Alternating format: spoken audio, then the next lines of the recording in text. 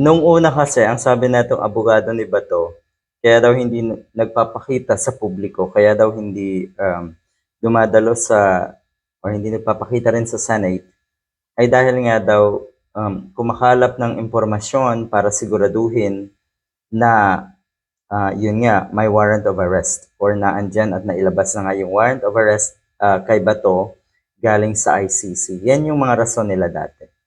So ngayon, na confirmed na meron ngang warrant of arrest, may kopya na ang DOJ at ang PNP, o ayan, syempre gagawa ng bagong kwento itong mga ito.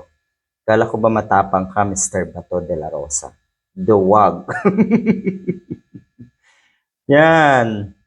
Ang sinasabi naman ngayon, eto daw na hindi paglantad nga natong si Bato de la Rosa sa publiko ay para daw sa seguridad. Para daw sa seguridad ni Bato. Bakit? Paawa na naman. Ganyan na ganyan po ang sistema na ito mga diehard. Ano ho, pag nasusukol na, yung mga nasa paligid ni Digong, lahat yan, walang sisinuhin. Pag nasusukol sa kanilang mga kawalang hiyaan, kademonyohan, at katarantaduhan, o ayan, magpapaawa. At ibabalik ang, o tila ba, maninisi ng iba kadalasan. At yun nga, yung mga ganito na mga pananalita na kung ano ay banta sa seguridad. May nagbabanta sa buhay ni Bato. Wala!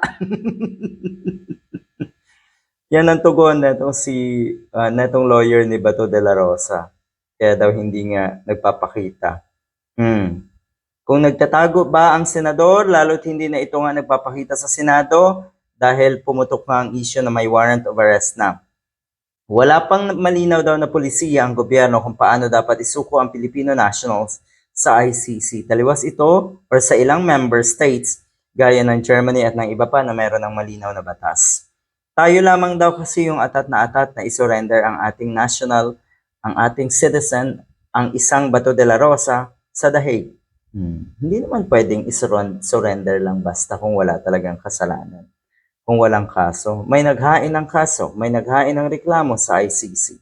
O ayan, alangan naman kasing sino ba ang pwedeng magtanggol kay Bato? Kayo, di pigilan niyo yung mga arresting officer.